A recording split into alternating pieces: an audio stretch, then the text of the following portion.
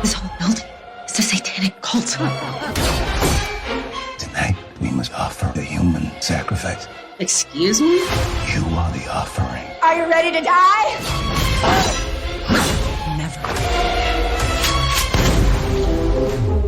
You can't escape.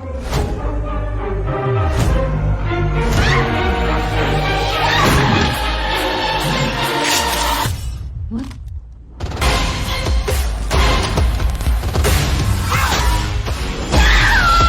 Come on, guys, it's just one girl. What happened to your eye? It's the first wound.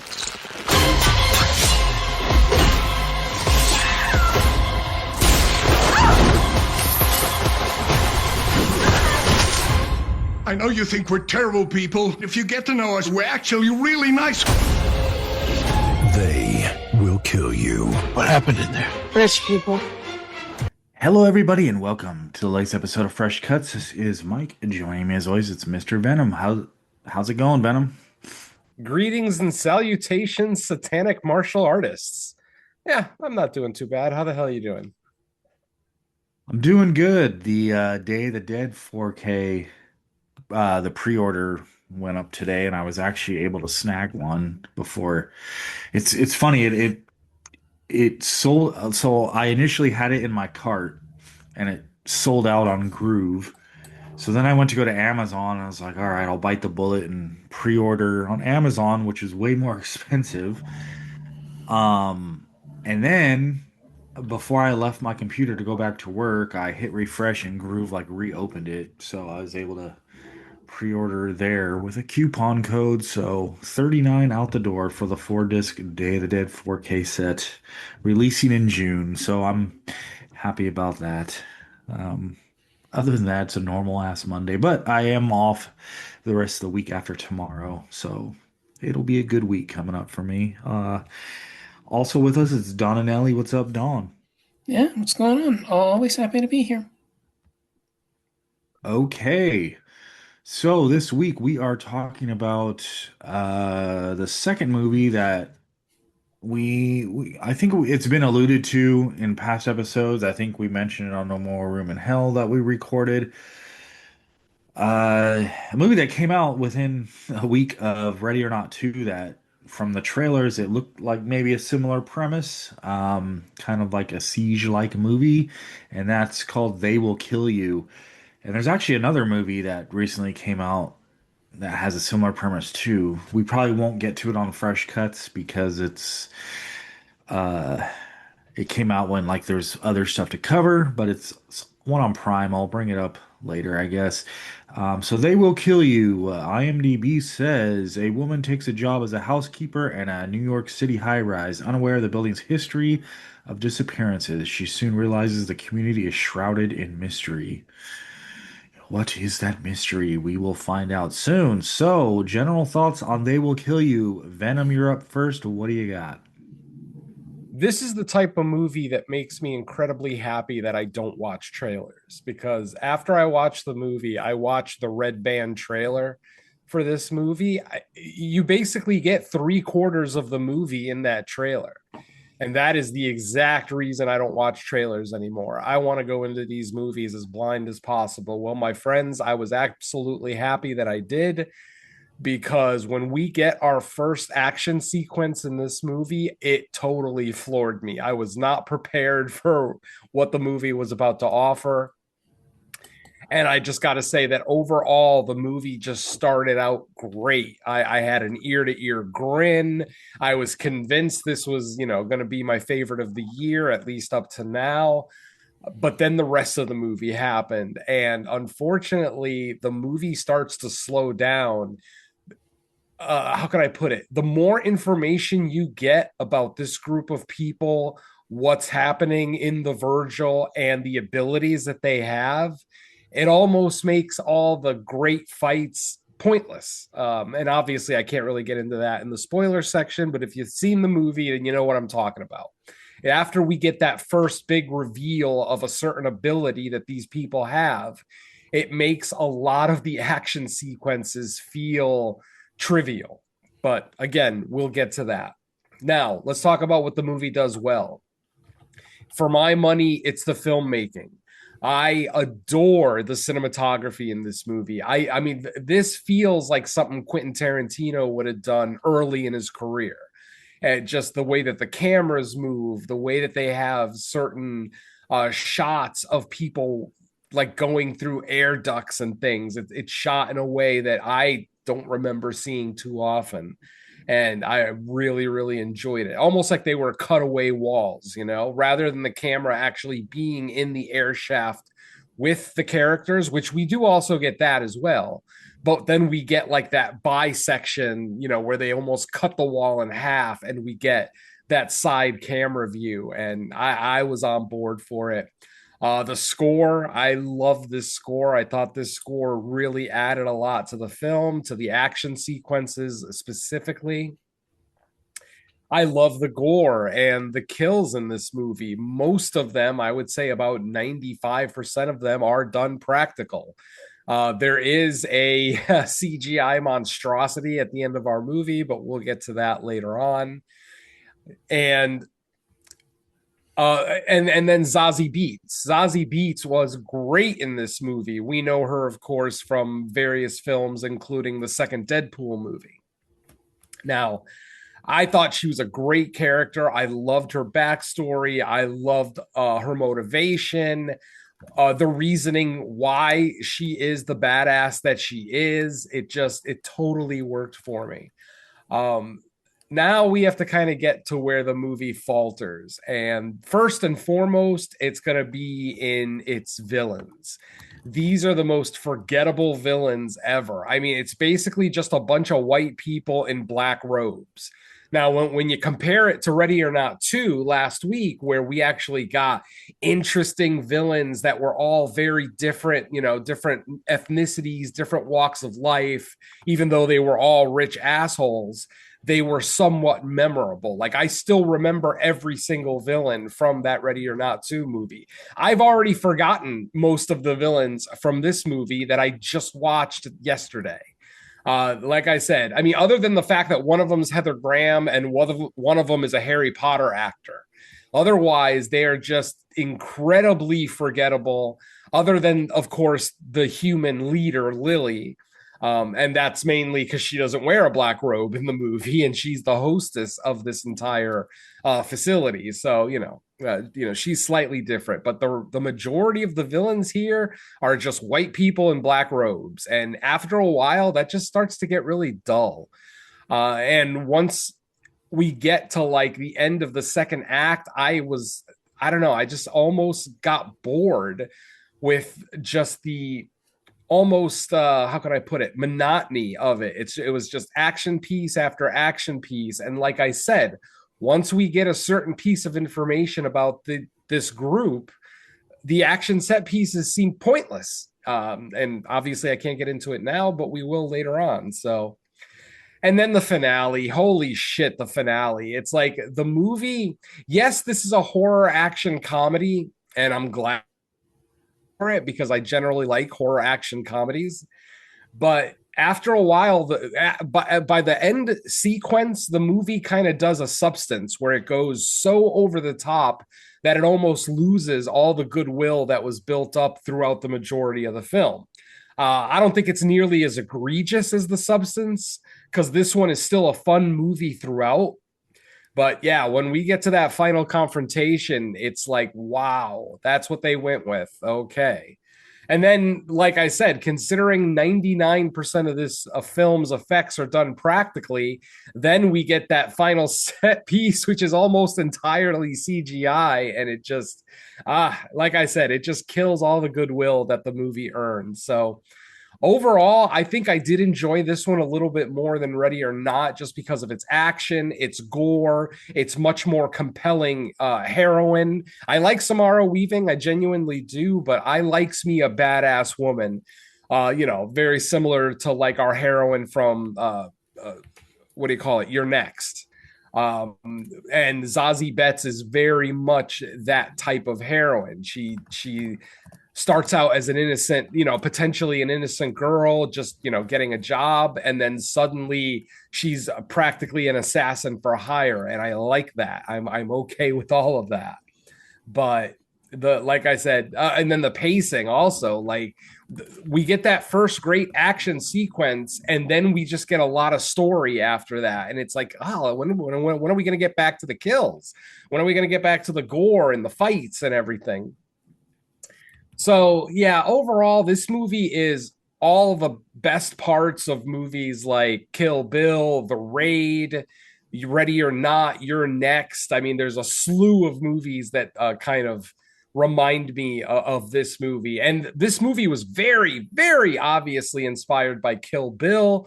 So, in that sense, you can also say that the movies that inspired Kill Bill also inspired They Will Kill You, stuff like samurai movies, spaghetti westerns, 60s and 70s martial arts movies, things like that. So, you see and of course, you've got a female heroine using not a sword, I think it's more like a machete, but and that's another thing too, like her chosen weapon she barely uses in the movie. She gets like one set piece with it, and then it gets taken away from her, and she's forced to use like shotguns and axes, which are still very, very fun and very juicy. But I would have liked to have seen her more with her weapon of choice, the one that she actually brought with her. So yeah, like I said, it's an imperfect movie. I think I still like it maybe a half step above Ready or Not, for the things that I listed. It's gore, it's fight, it's fight sequences, things like that. It's main characters. But then I don't like it as much because of the villains, the pacing, and the finale, which just kind of left me sour in all honesty. So yeah, I'm going to say overall, I did enjoy this movie. It is potentially one of my favorite movies of the year thus far, but that's not saying a whole lot because there is at least in my case, I had a lot of issues with the movie. And I haven't even talked about the acting yet. The acting almost gets worse as the movie goes along. Like everybody's very believable and organic in the first act, but just as it gets more and more over the top, the acting somehow gets worse. And yes, I'm looking at you, Heather Graham. I'm sorry, but holy shit, what were you thinking about in this movie? And it's not just her; it's multiple characters in this movie that just, I don't know, they turn almost into cartoon characters by the third act. So a fun ride, yes, but I got a feeling that it might leave some viewers a little unsatisfied, as that's how it left me. Though I am very curious to see more from this director. I'd like to see what Sokolov can do maybe with a straight action movie, like just ignore the horror element, and because that's what he did best in this movie was the action. The horror is kind of secondary in this movie ultimately. And then when it finally does show up, it's like I said, it's just a lot of CGI and you're just kind of left scratching your head. So I'll leave my general thoughts at overall, I enjoyed it. I'm glad I saw it in the theater. I don't think it's essential theater watching by any stretch, even though the cinematography is great, the score is great, the sound design is really, really well done. So if you're a fan of the technical aspects of filmmaking, I would say absolutely check this out in a theater. If you're more a fan of just what your eyeballs are looking at, the action sequences, the acting, things like that, I'd say wait for streaming. It's a solid movie, but nothing that I think you need to rush out and watch. So I'll leave my general thoughts at that for now. Okay, over to you, Don. What'd you think of They Will Kill You? Yeah, I'm kind of right there with Venom for a lot of the same reasons. If I was to just look at this as an exercise in brutality and bloodshed in, badass martial arts kind of action sequences, yeah, this is the spot. There's a lot to like here. I wouldn't say like it's all time great, stuff, in the vein of like a Raid or like pick any like late 90s Jackie Chan movie, and you're probably going to get like comparable or at least maybe slightly better stuff. So it's not like it's great by any means, but it's certainly fun enough to get the job done. Definitely gets you into what goes on, and the bloodshed, the carnage, the gore, all that's fun stuff. But yeah, the plot to this feels kind of underwhelming and kind of all over the place, and it definitely has way too much going on for what should be like a really simple story. Like, as he says, the more they explain about what goes on in the strange universe, the more it feels really just underwhelming. And I don't really want to get into it just because a lot of that's going to be, stuff that's not spoiler free. But yeah, the second act of this kind of just becomes this weird info dump, and it explains things well, but it also does so at a disservice to what's gone on before. To It just ends up feeling kind of, stuffed way too much than it really needs to be. And you I really want to like this more than it does, because a lot of the stuff that it does really well is the stuff that I like, and I do prioritize a little bit more. Like, it's gonna weigh a little bit more on me that, the action set pieces, the, confrontations and battles, that's all fun. But the thing is that the story actually has something going for it, to where it could have been a lot more enjoyable had it kept things straight, had it kept things simple, and had it just been about, these people with badass skills just having a chance to let loose and, what I think it wants to be, rather than what it ends up becoming, if that makes any kind of sense, just because I can't really explain things as we can't, explain it that way, where we are in this kind of review. But yeah, I really wanted to like this a little bit more. I do enjoy Ready or Not a little bit more than this. I think it's maybe a slightly better movie. But yeah, either way, I was let down by this a little bit more than I wanted to be.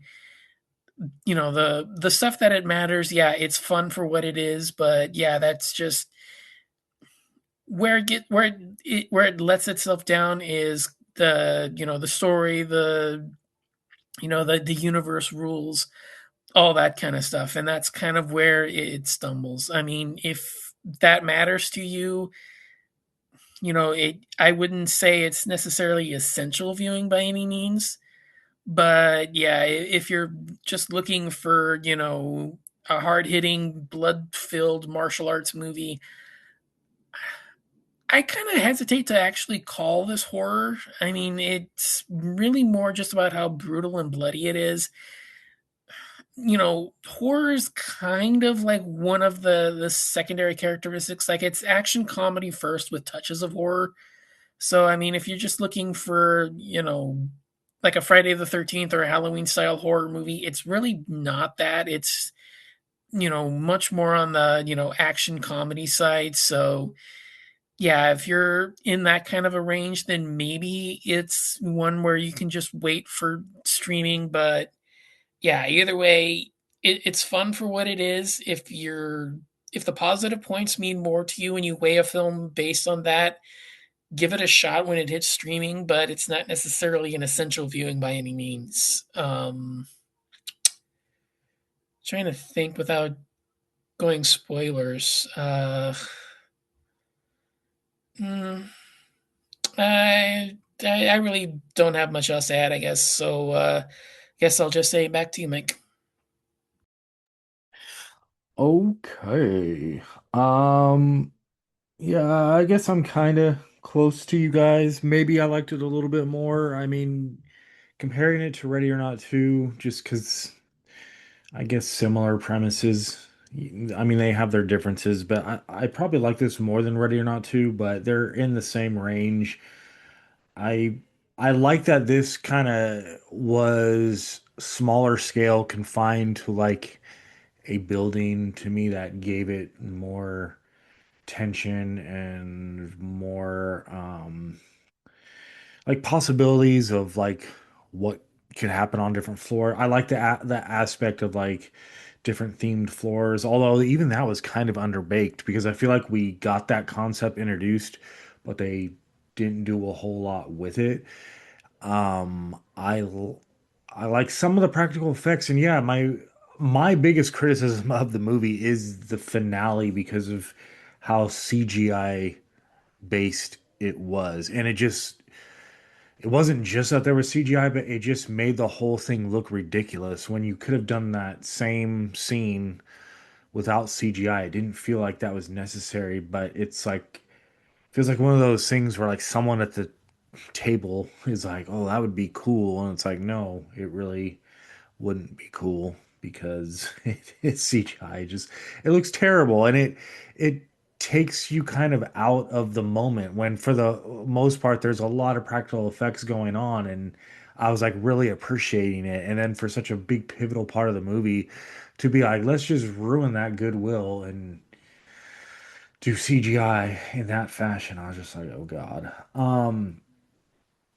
I also kind of feel like mainstream Hollywood, they're kind of going through this like I don't know if I'd call it an identity crisis, but it's like they're dipping their toe in like what would be considered like exploitation movies. Cause like to me, this is like closer to like action exploitation than horror. Cause like the horror elements in this are kind of, I guess you could say what the villains like identities happen to be as far as like how everything works and why it is what it is, which we'll get into the spoilers. But to me, this is like I feel like this is something or like this type of synopsis and story is something I would randomly scroll by on Tubi from like the mid 70s, knowing nothing about it and turn it on and be really cool, really over the top, really gory and violent. And then we get something like this and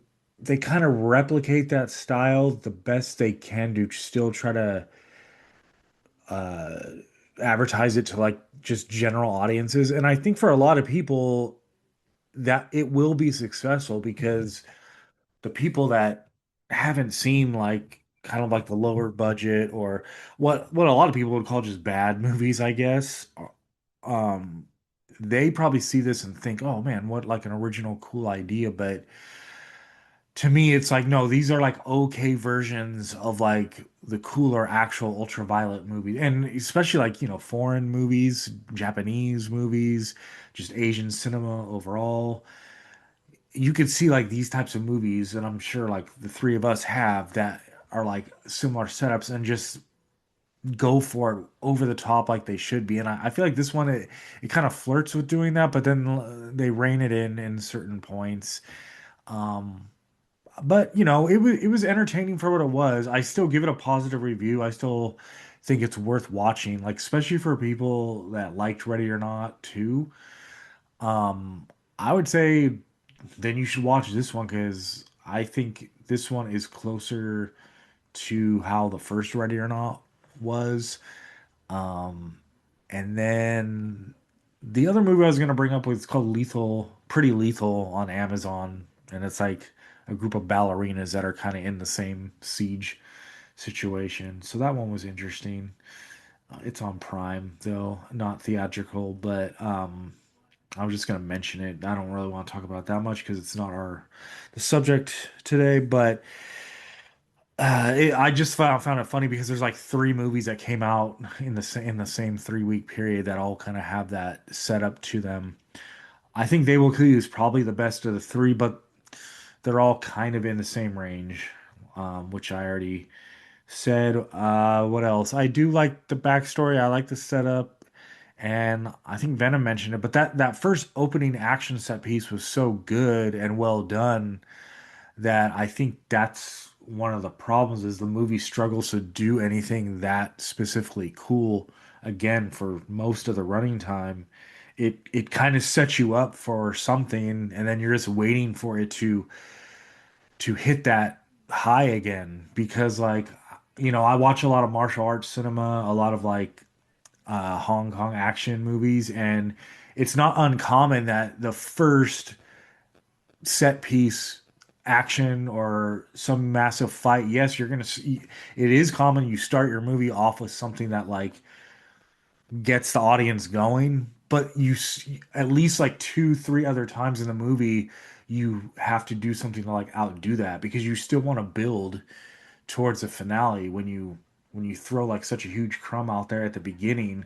Usually that's like just the attention grabber, and then from there, it doesn't mean nonstop. You still have downtime for story and like character development, but you're usually going to have like two to three more of those, including like the finale to top it off. And this movie didn't do that. There is a specific scene, or I guess it's not really a chase scene, more like a follow the protagonist scene with a body part that was pretty cool and pretty funny. Like I liked stuff like that in this movie. I thought that was done well. Um, but yeah, overall, I liked it. It's not great. It's it's about what it was advertised as, I guess. The story's thin. It's a basic kind of like revenge rescue mission, I guess, sort of. So for general thoughts, I'll leave it at that. Back to you, Venom.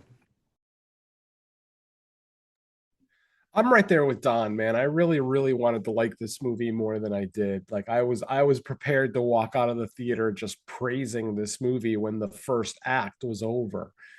But like I said, between the forgettable villains, the uninteresting um storyline as the movie went along, and then just like I said, it's the stakes. That was for me, that was one of the biggest thing was once we get a certain piece of information about what these cultists can do, it makes a lot of the action pieces pointless. And there's one set piece in this movie that I fucking love. As much as I love the opening one, that flaming axe sequence I thought was so incredibly well done. The way it was choreographed, the way it was shot, with the flaming axe being the only light source in the room. Like I thought it was so goddamn well done.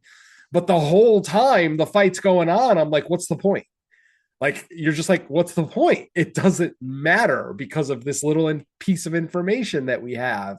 Like all she's doing is delaying the inevitable, and it's like that's not, how can I put it? That's not ultra exciting. It doesn't really command your attention because you're just sitting there like, this doesn't matter. This entire fight doesn't, as cool as this sequence is, and even the final kill of that sequence being one of the more fun kills in the movie, it just all the stakes are drained out of it once we find out a certain thing about the cultists. So yeah, it's just really too bad. I think maybe that reveal was a little too early. I don't know if my co-hosts agree with me, but I think that reveal should have been a little bit farther in the film. Like, let her have that first opening set piece, and then we don't see those characters for a little while, and then give us, whatever reveal you're going to do much later in the film. I feel like that would have been a little bit more effective, and it would have helped keep the tension of some of these action sequences, at least, for a big part of the rest of the first act and most of the second act. And Don is also correct on the information dump. The second act is almost all storyline. We get an information dump on the history of the Virgil. We get an info dump on Lily and her husband and their history. We get an info dump on our main character Asia and her sister Maria. It's just like flashback after flashback. Like, it's like the second act is almost all flashbacks with a couple of fight sequences mixed in. And considering how great that first act is, it just doesn't keep your attention. Mike has an absolutely valid point that if you're going to put that great an action sequence at the beginning, you got to match that later in the film, if not exceed it at the very least. And it just felt like to me, like, I don't know, like they could have reversed the first and last fights in the movie and it would have made just as much sense. Like, give us that CG monstrosity fight at the beginning instead to kind of prep us for what we're going to get. And then give us that badass, fully practical fight at the end with the cultists. But nope, that's not what they gave us. So what can you do? I don't know what else I can really talk about that's spoiler free, since there are a lot of plot points here in this movie. So unless my co-hosts have anything they want to add, I guess we can go into the spoiler conversation. I'm good. Yep. Let's go. All right. Well, I mean, if you've seen the trailer, you know exactly what you're getting. You know, a girl goes to a new job at this mysterious hotel, and then suddenly all of the people that live and work in this hotel suddenly are attacking her and trying to kill her. Now, what's great about that, oh, and the fact that, like I said, if I would have seen the trailer, it would have ruined that entire first action sequence. I mean, the fact that I had no fucking clue that our main character was basically a female Rambo just made the first act for me. I feel like if you watch the trailer, that first act was not a surprise because they basically give it away in the trailer, at least in the Red Band trailer. I don't know about any of the early ones, but I watched the 3-minute Red Band trailer today before we came on the show here just to see what's exposed. And I was shocked how much they give away. They give away so much. I couldn't get over it. So, yeah. Anyway, after that first action sequence where it seems like Asia is about to be attacked by some of the cultists, the big reveal is that, of course, she is a badass who actually is there on purpose looking for her sister. She ends up taking out about a half dozen of the cultists. She cuts off one of their heads, cuts off one of their feet and hands, like at the same time as they're bending down to reach for something. It's a great little action sequence. But then after that sequence, we get the first information dump, and it is from Lily, played by Patricia Arquette, by the way, which I did not recognize her as Patricia Arquette right away. Like, what a great job hiding her identity. Like, once I realized it was her, it's like I couldn't not see it. But for the first good 10-15 minutes of the movie, could not tell that Lily was Patricia Arquette. So kudos there on hair and makeup. But the reveal that we get right after that first action sequence is that all the members that, yes, this is a satanic cult. They have a deal with the devil, blah, blah, blah. But the deal that they have is that they are fucking eternal. So literally, once we get the reveal that all these people are eternal, all the dead bodies get up. The people that had parts cut off of them. I think it was Tom Felton's character who got decapitated. He puts his head back on and it, kind of magically seals itself back up. So yeah, this is what I mean about every action sequence after this, because it's like, well, wait a minute. They're all fucking immortal. What is the point? All you're doing is delaying the inevitable. Excuse me. So despite the fact that like the flaming axe sequence was spectacular, the whole time I'm watching it, like, what's the point? They're just gonna get up when the fight is over. I'm like, you're trying to you film this high octane action sequence, but the entire audience is just sitting there like, and I mean, maybe it was just me. I don't know how my co-host felt, but I'm just like, what is the point? Like, did that bother either of you guys at all? Because it bothered me. No, well, it didn't bother me because I just feel like either way, she's gonna have to do what she has to do to survive, even if she's not literally killing them. It's still, anytime there's a confrontation, it's like it's still a race for survival, even if she can't permanently kill them, or at least that at that point in the movie, with what we know. Because I mean, I'm looking at it assuming as we're going through the movie, not knowing everything that we know at the end, but Right. I feel like I understand your point of like, okay, it means that she's not probably actually killing anyone until whatever happens at the end, possibly. But to me, it's like, well, it's not like she's gonna just give up, because so I still find it entertaining, but um I don't know. To me, just give me, like, if you give me good action, I'm fine with it. I was just more disappointed that I don't think anything after that opening, like, huge action set piece, it never hit that height again. And considering like all the I guess you would call them villains and I guess henchmen, because there's so many there's so many more people in that building than you realize at first, that I'm like, why aren't you utilizing it? Like, we opened up with this big massive brawl, and now it turned into like kind of like a more slow-paced chase movie after that, which it's not bad, but it's just like I want some more of the badass action that we got. Hey, My I'm right initial, there with. Oh, go yeah. ahead, Don.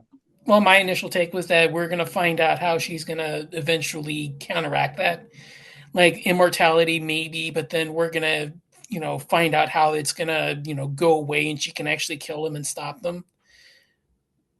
I Oh don't yeah, know if I mean, it didn't really impact me at that point because I just figured, okay, well, we're just gonna now go on a quest to finally counteract that. But then once we didn't, then it finally started kicking in, and it was like, oh, okay, yeah, that does kind of feel like it's a pointless attribute. yeah. I mean, I agree with both of you that it kind of adds to the whole mystery of it, of how is she going to figure out how to eventually defeat these people, which, you kind of figure she's going to figure it out eventually. But just and trust me, and like I said, I personally think the flaming axe sequence is the best one in the movie. I don't think I I praise the opening action sequence because of how much of a surprise it was for me, because I just absolutely was not expecting that to happen since I didn't see the trailer. But I think that the flaming axe sequence is stellar. The way it's shot, even the music that's playing, um, like visually, it was stunning, and I loved watching it. And it was a great action sequence. I'm not taking anything away from the sequence itself. What I'm taking away from is the stakes. And it's like at that moment when she's fighting the cultists, she's not necessarily trying to figure out how to defeat them permanently. She's just trying to survive. She's trying to, slow these people down enough that, they'll go down for a couple of minutes and she can move on to either the next villain or, the next part of the journey through this building, whatever the case may be. But like I said, it was the whole time I'm watching it and I'm visually impressed, but I'm just like, what's the point? What is the point of this actual fight sequence right now other than to be visually stunning? And it seems like that was the only purpose for that set piece. So if that's the case, that's fine. I'm not necessarily railing against it. It's just it was nipping at the back of my head the whole time. I'm just like, why are we doing this? Other than the visuals, other than to see more gore, more blood, more people get decapitated with a flaming axe. One guy get bisected, literally cut in half with a flaming axe. But so like I said, I appreciate what my eyeballs witnessed. It's just the context of it. Like, what was the context of it? It's just a girl surviving, which was the whole movie. So I don't know. For whatever reason, it bothered me a little bit. Maybe I'm in the minority, and that's fine. If it turns out it doesn't bother a lot of people having that little piece of information, then rock on. But so anyway, after we get this little piece of information, we get the backstory of the Virgil that, that part of Manhattan used to be a shithole. It used to be a slum. So when the cultists first took the building, it was a lot easier for them to take out transients and, homeless people, people that could be easily forgotten about. But apparently, later on in like the 80s, the neighborhood got gentrified, which, we all know Manhattan famously got gentrified. I mean, Times Square, the Times Square of today is not the Times Square of my childhood. That's for damn sure. So with the gentrification, it made it a lot harder for these people to be able to get victims and offerings, actually, is what they are. Because, of course, I've already said that this is a satanic cult. So, yes, obviously what's happening is, they hire a new maid.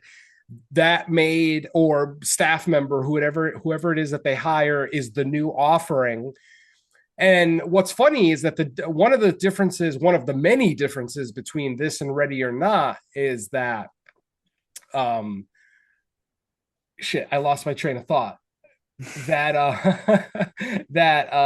Asia is there. Oh, right, Asia's there voluntarily. She's there to find her sister who is missing, who, as it turns out, is one of the maids at the facility, and that she actually voluntarily decided to stay and become part of this group. But obviously, there's a whole backstory with these two, with an abusive father and a murder attempt and everything else that I kind of skipped. But yeah, there's a history here. Obviously, we find out Asia spent 10 years in prison, which is where she learned to be a badass. We actually get a couple of flashback scenes showing her fight, 6 to 8 other inmates, females, of course, but still badass female, prisoners. And she's taken out like 6 to 8 of them without any issue whatsoever. So that piece of the backstory I'm cool with. The whole sister thing, I mean, I understand if it's the only family you have, after escaping from your abusive father. I understand that if the sister's all you have, you're going to do everything you can to try to get her. But like once the sister kind of turned on her and said, "Nah, I'd rather stay here," which at first I thought it was an act. Like I thought the sister maybe knew that they were being watched or being listened to, and that was just her way of not tipping her hat quite yet. But I don't know. I don't think that's what the movie was really implying. It seemed like the sister. Go ahead. It's just funny because 2 weeks in a row we get like the sister drama, and like in both situations, like I understand why the sister is upset, but like last week it was you got a college scholarship and you left me, and I'm like, yeah, isn't that how it works when you graduate and leave the house? Like I don't know many like college students that are like, yeah, I'm gonna take my younger sibling. And I know they were in like a foster home, but there was nothing about the foster home being like bad. It was just like you left me. And I'm like, well, yeah, that's how it usually works. And in this one, I mean, yeah, she took off running, but like she also just like murdered or not murdered because Well, she thought she murdered. Yeah. he survived, yeah, but like she shot him and she panicked in the moment. I can understand why the little sister was like angry or upset in the moment, but like as she gets older and becomes an adult, you would almost think she realized, yeah, it was just a fight or flight response. It had nothing to do with her. Exactly. Yeah. I totally agree. I, Absolutely. I did like the backstory of I forgot his name. Um, Patricia Arquette's like I don't know if it was her husband officially or Yeah, just yeah. They were married for over 100 years. Yeah. yeah. I Right. did kind of like his character because Mm-hmm. you find out why he initially signed up because when the movie starts, right off the bat, you were introduced to him kind of being a sympathetic character, and he's trying to warn our main character. And the first thing I thought of was like, well, why are you a part of this? Like, if you're like, how does this work? Were you, did you just start work here and like you just discovered all this, but then you find out, oh no, he was on board, and initially they were picking like bad people to sacrifice, but Mm-hmm. since the neighborhood's been cleaned up, it's like now they don't have bad people to draw from. So he's kind of like, yeah, I don't like this anymore. And I do kind of like that there is uh some like I guess nuance to the fact that like the trade-off can sound good for a while and then you realize like it's not so good, and he I guess was willing to pay his sacrifice to like breaking the deal or being done with the deal. And then it put Patricia Arquette's character to the test too, because like when Mm-hmm. the devil I guess said, well, he has one way out, it has to be from you, and she did it, so she was that committed to immortality, I guess. So Which is, I think maybe since she wasn't the marginalized group, because don't forget, this is a white woman and a black man that have been married since the 20s. Imagine the shit that these two went through in the 20s as a biracial married couple. So yeah, that's why I agree with Mike. I totally understand why Ray originally took the deal, because it's like the world of 1920s New York is never going to accept a white woman and a black man together. So why not join this cult, be protected, live inside the bubble that is the Virgil Hotel? But Man, I honestly was actually surprised at the decision. So, I mean, let's just go ahead and get to that finale. Oh, let's also explain why these people are immortal, because there actually are rules behind it.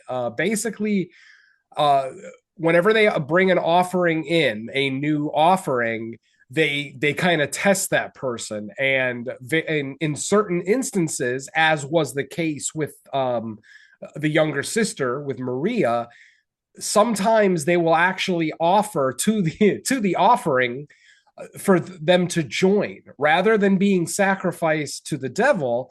The devil for some reason finds value in that person, and then they will say, or he will say, it will say, whatever you want to go with, join us, and you'll be added to the list. So throughout the movie, we're told about the list, and if your name is on the list, you are immortal.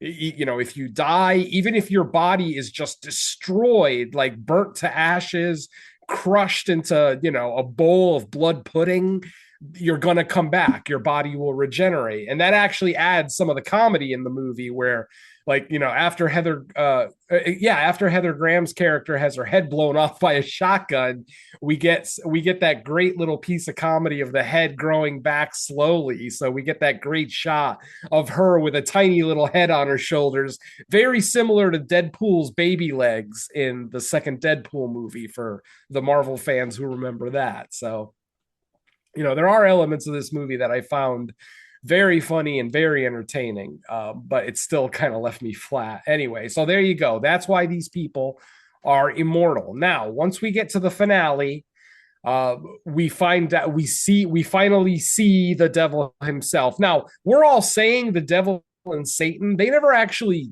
call him by name. They call him the master. All throughout the movie, he's just the master. So, but obviously, when we see him in his shadow form, he's got horns and he's like 9 feet tall. So I think it's safe to assume that he's Satan. But what we find out is that the list itself is actually written on a severed pig's head. And basically that severed pig head is the conduit for the devil to be able to speak to all the cult members. So the devil actually possesses this severed pig head that's got names written all over it. And basically, if you lose favor with the master, the way that Ray did, because he tried to help Asia, we actually see the pig will lick the name off its own skin with its tongue. And then once the name is removed from the pig's head, aka the list, he is no longer immortal. And in this case, the devil made Lily make a choice: either kill your treacherous husband or I kill you. And like I said, the fact that everything that these two had been through, and the fact that they literally sold their souls to the devil so that they could be together and happy in a world that didn't want them to be together, she ends up making the choice of killing her husband, slitting his throat. And I was actually a little surprised. Like, I was fully expecting her to say no and then end up getting killed herself. But no honor among thieves, apparently. So after the wife kills Ray, then Asia shows, basically the devil then makes the same offer to Maria, the younger sister, and says, you may join our ranks. You can write your name on my head, the list. They only call it the list, and you will be immortal, but the bargain is you have to kill your sister. So basically the younger sister, Maria, kind of agrees and says, yes, I will do that. We see her walk up to the head, grab the pencil that's like chained to the pig's head. So you have to write your name on this with this exact writing utensil. I don't know if it was like a charcoal pencil or a crayon or whatever the fuck it was, but yeah. So we see her write a name on the head. And then she grabs a meat cleaver off the wall and walks up to her sister and basically says, I'm so sorry for this. So, of course, we all expect the sister to take, the younger sister to kill Asia. But nope. She takes the meat cleaver and she cuts her own throat and basically commits suicide. Then the camera pans over to the pig's head, and we see that Maria didn't write her own name on the pig's head. She wrote her sister's name on the head. So now Asia, because all through the movie they talk about a life for a life. So since Maria wrote Asia's name on the head and then killed herself, Asia is now immortal by, by the rules of this cult. She is now immortal. So, of course, that's when we get our final action sequence where Lily, an older woman, then takes the head, the severed pig head, and puts it on herself, almost like a mask. And then the rest of the fight is all CGI because after Lily puts the head on, she sprouts like tendrils that almost act like another set of legs. And she's like running around this room and it's all CGI, like I said. But then the devil gives us the cheesiest fucking line that almost made me want to walk out of the goddamn theater. Literally looks at Asia and says, "Oh, you like to play with swords? Okay, let's play with swords." I'm like, you're the fucking devil. You're so much better than that. That's like something Jean-Claude Van Damme would have said in 1984. And this is what the devil says in 2026. Like, I literally laughed out loud. I laughed in the theater when he said that fucking line. So goddamn cheesy. At that point, I was rooting for Asia. I'm like, I'll kill this cheesy asshole. Yeah, and the problem I had, I mean, not just the CGI was terrible, but the problem I had was like, okay, I understand if she was just fighting Patricia Arquette's character, it makes sense why ultimately she would win, even if Patricia Arquette had skills of her own. You're telling me that the almighty powerful devil lends his powers to her and they still can't defeat, like, I'm like, no, like, this is ridiculous. Like, Yeah. it should And have why been would it should have been easy for the devil to just take out this person. Like, you come would on. think? I mean, and on top of the fact that he chose like the person least built like a fighter. I mean, he possessed a 70-plus-year-old woman to fucking fight, Asia, who's like in her prime. Like, it didn't make sense. But like I said, the CG was just too much. The fact that the entirety of the fight, once the head and Lily came together, the entirety of the fight is CGI. And it's like, wouldn't it have made more sense if the devil would have just sprouted his own body? Like, that still would have been CGI. But then you could have had like a chiseled martial artist wearing the prop head, and then you could have still done the fight practically. And it would have looked 10 times better than what we got. But no, instead, they do the whole fight in CGI. It looks cheesy as hell.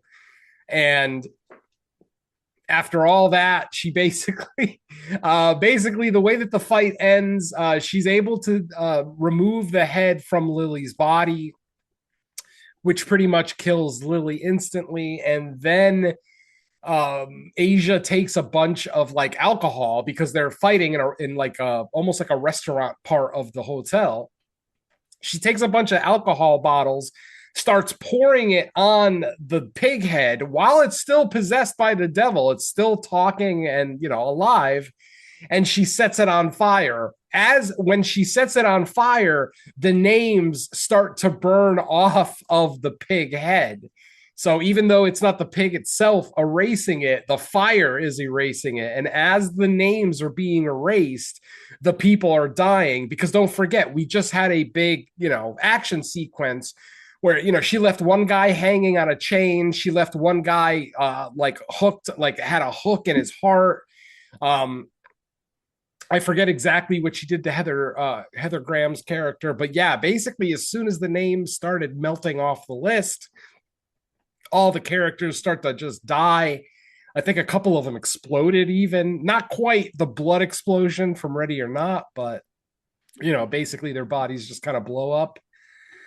And that's pretty much the end of, well, it's not the end of our movie. After that, we get one final sequence where we see Asia carrying her sister's dead body out of the Virgil. And when they get out there, Asia reunites with a contact that she had, the contact that basically gave her all the information. And I think it was Murray from Stranger Things, if I remember correctly. I think that's the actor who played Murray on Stranger Things. Whoever the guy is, I wish he was in the movie more. I liked him. As a Yeah, character. exactly. He was way more interesting than most of the people in the movie and memorable. So yeah, and so basically they're driving away. Asia and this guy are in the front seat. Maria's dead body is in the back seat. And as they're pulling away, Asia pulls out the piece of skin. Oh, I forgot to mention that she cut the piece of skin off of the pig's head with her name on it, so that when she burned the pig's head, her name wouldn't disappear from the list. But we find out something quite interesting. Before that final fight even started, she had cut that piece of skin off the pig head and changed the name from Asia to Maria. So that's when we get the reveal that Asia actually beat this entire cult without any kind of immortality ability. She gave up her immortality so that her sister would get it, and she literally beat all these cult members and the fucking devil with just her normal human abilities, which just makes her even that much more of a badass. And then at the exact moment that she pulls out the piece of skin and it says Maria's name on it instead of Asia, Maria wakes up in the back seat, totally shocked, like, what's going on? Why am I still alive? And that's when Asia explains everything, that I changed the name so that you would be immortal, and then I killed the entire cult. So, like I said, it just makes Asia that much more of a badass. And that's pretty much our movie, folks. Asia, Maria, and their contact basically drive away, and everybody's happy. And then we see a fire break out at the Virgil. As they're driving away, we see explosions and fire, coming out of some of the windows. So obviously the Virgil, once they lost their connection, once they lost all the cultists and their connection with the devil, it seems like the whole building just went up in flames. And that's how our movie ends. That is They Will Kill You 2026. Like I said, a fun movie for the first half of it. It starts to slow down in the second act once we start getting all the character development and story, catch up, info dumps, everything else. And then they try to win us back in the third act with this big CGI laden fight, and they just kind of fail miserably. Like I said, they could have done it practically. It just doesn't make sense that Satan would want to fight with Patricia Arquette's body. Like, of all the younger guys that were in that room, he chooses Lily. Like, I'm sorry, that doesn't make sense. But yeah, there it is, folks. That's your movie.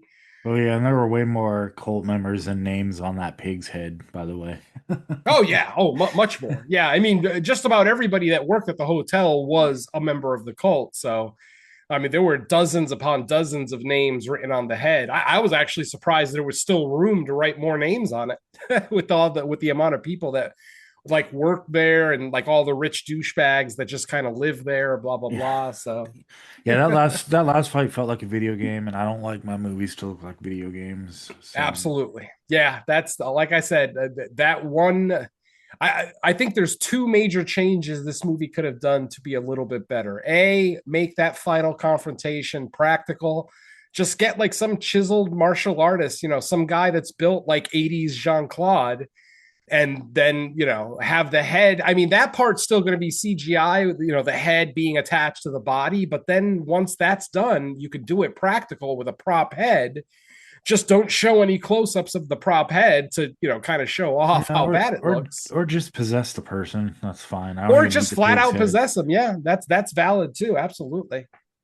So, and then the other mistake, the other thing that I feel the movie did incorrectly was just give us that reveal a little too early of the cult members' immortality.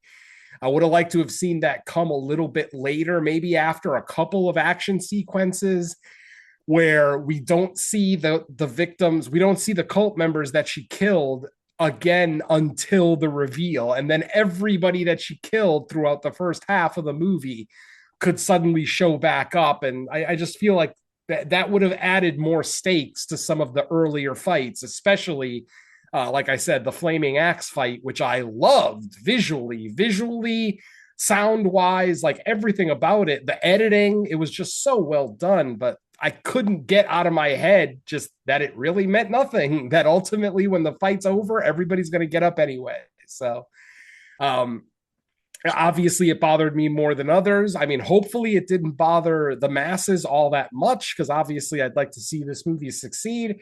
I wouldn't mind a sequel, maybe a prequel, show some previous offerings that actually did go well, things like that. But, I'm not against seeing more from this franchise and definitely this director. Like I said, I feel like this director has more of a knack for action sequences than actual horror. So I wouldn't mind see him doing like a Hong Kong style, martial arts film, but we'll have to see. Kirill Sokolov is his name. I'm assuming that's Eastern European in some way, or could be an American, but with an Eastern European family, I guess. But yeah, like I said, I'd like to see him do more action stuff than horror. Though the comedy worked too, like that. I mean, the movie is not drop dead funny by any stretch, but the eyeball sequence I thought was funny as hell with Heather Graham's exploded eyeball following Asia and Ray throughout the house. I thought that was mildly interesting. The movie was legitimately funny, legitimately action packed, legitimately gory. Like I said, it's going to be up to the individual viewer how that ending leaves you. It left me a little flat and a little disappointed considering how great the first half of the movie is. So that's it for me. I'll shut up about it. I'm sick of complaining about the finale. All right. Yeah, I don't got anything else really. I said all I gotta say. Decent movie. Mm-hmm. I mean, I kind of feel like it, whatever you thought of Ready or Not 2, it's probably somewhere in the same range. Maybe you like it a little more or a little less, Yeah. but generally In same. in my opinion, they're almost on a par because Ready or Not did stuff correctly that They Will Kill You didn't. But then They Will Kill You gave us the gore and action that we wanted from Ready or Not too. So I think they both have great filmmaking prowess, some decent storytelling. It's just one movie did one thing good and then the other movie did another thing well. So yeah. So to me, they're basically on a par because at least I walked away from Ready or Not 2 somewhat satisfied, whereas this one left me a little unsatisfied. So that's it for this one. Let's get out of here. All right. What new do you have out? Nothing much. Still, Creature Comforts episode 48 is the latest episode. That one we looked at my pick. 1976 is The Food of the Gods. We have our next picked, our next movie picked. We're going to be delving into the 80s this time. And we may even have a special guest with us. So look out for that one. But unfortunately, yeah, work and life are still keeping me busy. So not a whole lot to report from the podcast front. Are you talking about Creature Comforts? Yes. What did I Oh, say? okay. I don't even know. Okay, Maybe, as long as I didn't know. say like the wrong title. No, I don't even know if you said any title, but maybe that was Okay. Yeah, definitely. No More Room in Hell presents Creature Comforts. Episode 48 is now available. So check that out. What's the movie for the next one? We're keeping it under our hat for now. Oh, okay. But we already told you, so you should know. Yeah. But yeah, like I said, that's it for me. All right, Don, what do you got? Yeah, not much else. Creature Comforts is available. Looking forward to the new episode when that gets released, and hopefully sooner rather than later, another one of my roundtables will come about. But until then, that's pretty much all I got. All right. The new episode of No More Room in Hell, which I believe was 73.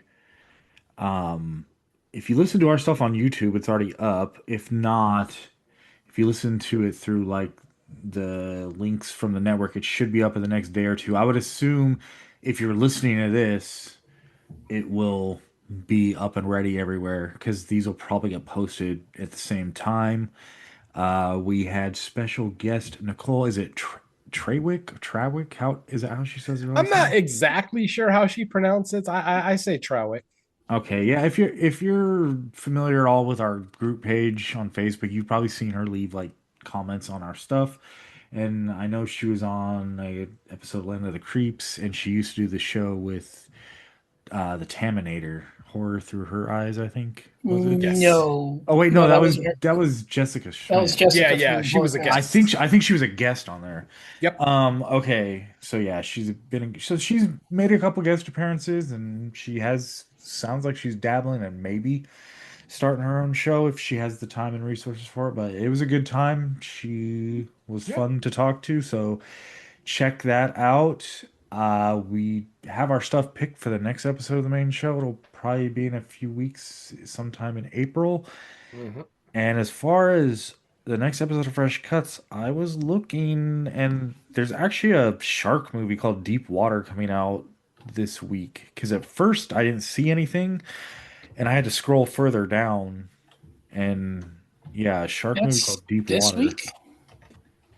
It says for me Friday the 1st. I could have Friday the sworn that was 1st. No, Oh, they Friday's the talking 5th. about yeah. May? Oh, maybe that's May 1st. Okay. Yeah, that Oh, there you go. Oh yeah. yeah, because Then it's not. it skipped major time then. No. Okay. So This then week is this week's the Yeti. I've got the Yeti opening on April 4th at theaters out here. yeah, I don't see that on my list, but Oh, okay. it might be just limited release. Like And then Faces of Death the following week. Yeah, Faces of Mm, Death, and I have this other one called Hunting. What is it? Hunting Matthew Nichols. Thursday the 9th as well. Mhm. But well, I'm And sure then- we'll do Faces of Death. Yeah. And then next the week weekend is of my Thrash. The week Thrash. That's the one Don wanted to do. Thrash. Fuck Yeah. Faces of Death. You can do that after. I mean, I'm not that thrilled about Faces of Death from what I've seen, so I No, don't mind. I haven't seen the trailer, but from what I've heard from people, it doesn't sound like anything I'll care about. And then April 17th, the week of my birthday, we've got The Mummy. The Mummy actually opens on my birthday. And then we also have a movie called Mother Mary. It looks like a supernatural horror film opening the same day as The Mummy, but I would imagine we'll default to The Mummy because I did see that trailer by accident and it actually looks pretty damn good. So, Yeah, I hope it's okay. I mean, we'll see.